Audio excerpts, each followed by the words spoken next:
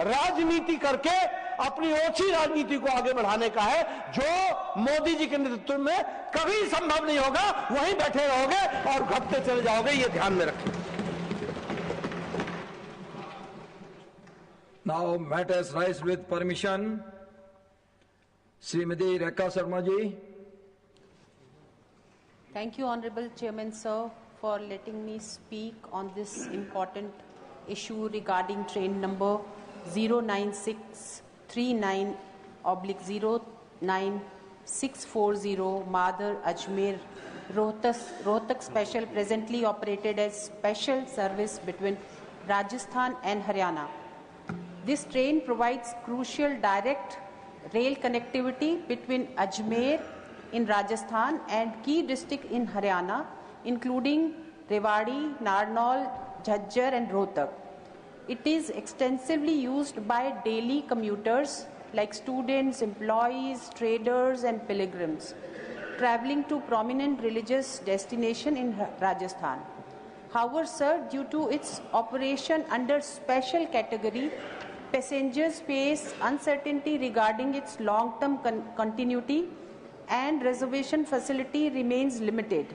In the absence of permanent daily service on this route, passengers are often compelled to change multiple trains, leading to increased travel time, inconvenience and financial burden. The consistent demand, high occupancy levels and strategic interstate importance clearly justify the conversion of this service into permanent daily train. Therefore, I urge the government to permanently convert train number 09639/09640 into daily intercity superfast express with suitable LHB rake composition, ensuring adequate general, second sitting, sleeper and AC chair car coaches to meet passenger demand.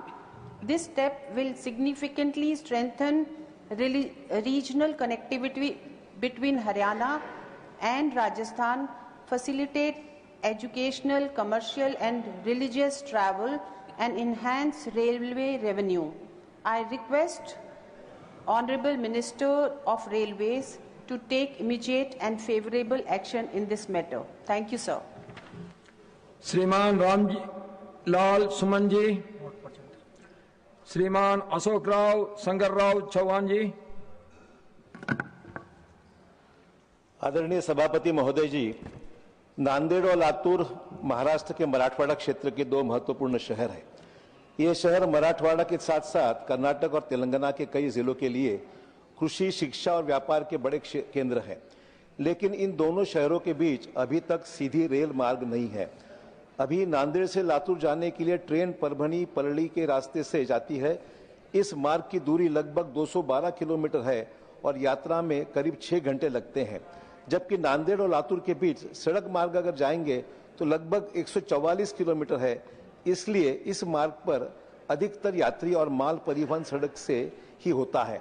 इसी कारण नांदेड़ और लातूर के बीच सीधी rail line बनाना बहुत जरूरी है। इस संबंध में प्राथमिक अध्ययन किया गया है।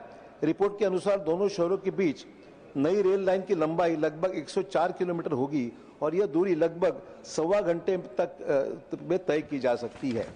महाराष्ट्र सरकार ने इस परियोजना के खर्च में हिस्सा मतलब 50% कंट्रीब्यूशन देने का फैसला पहले से कर लिया है। राज्य सरकार ने इस परियोजना का प्रस्ताव रेल मंत्रालय को भेज दिया है और इस परियोजना का फाइनल लोकेशन सर्वे भी हाल में पूरा हो गया है। अगर केंद्र सरकार इस रेल लाइन के मंजूरी देती है तो इससे केवल नांदेड़ और लातूर के बीच ही नहीं दूरी कम हो जाएगी, बल्कि महाराष्ट्र के पश्चिम महाराष्ट्र, मराठवाड़ा और विदर्भ इन तीनों क्षेत्रों के बीच रेल संपर्क भी बेहतर होगा। यह एक महत्वपूर्ण मिसिंग लिंक है। इससे नागपुर और मीरठ जैसे बड़े जंक्शन के बीच की दूरी लगभग 991 किलोमीटर से घटकर करीब 807 किलोमीटर रह जाएगी, यानी कि लगभग 184 किलोमीटर कम हो जाएगी। इस रेल लाइन के बनने से विदर्भ, छत्तीसगढ़ और मध्य प्रदेश के बिलासपुर और जबलपुर जैसे शहरों को पश्चिमी तट की ओर जाने के लिए छोटा और सुविधाजनक रेल मार्ग मिलेगा। इसलिए मेरे केंद्र सरकार से विनम्र अनुरोध है कि इस महत्वपूर्ण परियोजना को जल्द से जल्द मंजूरी दी जाए। धन्यवाद।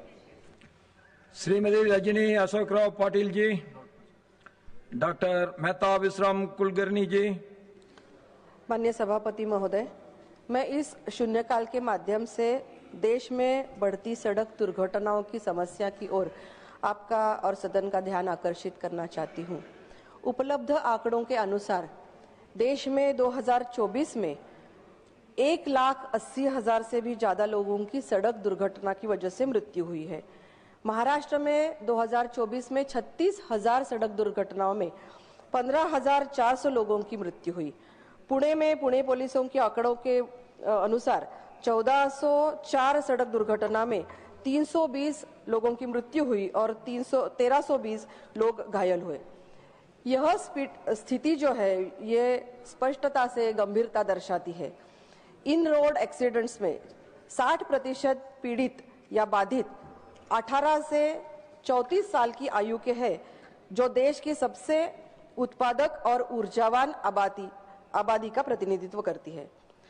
सड़क दुर्घटना की मृत्यु के कारणों में तेज गति, लापरवाही, नशे में गाड़ी चलाना, ट्रांसपोर्ट के बड़े व्हीकल्स की 15 साल की आयु खत्म होने के बाद भी वो गाड़ियां सड़क में उपयोग में लाना, ऐसे कई कारणों के साथ ही नए ट्रेंड में रील चलाना और फोटोशूट करना जिससे ध्यान भंग हो जाता है, ऐसे भी कारणों का समावेश है।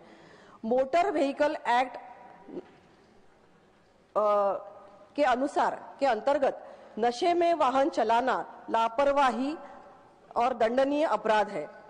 तथापि अनेक घटनाओं में नियम का अनुपालन न करने के बावजूद भी आसानी से अपराधी छूट जाते हैं। सड़क पर नशे में गाड़ी चलाने का अपराध माना गया है, लेकिन दारू की दुकान महामार्गों के नजदीक आधे किलोमीटर पर उनको परमिशन दी जाती है, तो इससे संभावना और भी बढ़ जाती है। स्कूल और कॉलेजों में बच्चों के लिए निर्धारित आयु से पहले गाड़ी चलाने की अनुमति दी जाती है। पुणे में पोर्शे कार एक्सीडेंट का एक बहुत बड़ा मामला सामने आया है, जिससे कम उम्र की आयु के बच्चे ने नशे में गाड़ी चलाकर कई लोगों को कुचला था। मेरी मांगे ये हैं कि महामार्ग के नजदीक बार और दारू बेचने की परमिशन होनी नहीं चाहिए। नशे में ड्राइविंग और हार्श ड्राइविंग पर कठोर दंड होने चाहिए। एआई आधारित speed detection system, breath analyser, CCTV का व्यापक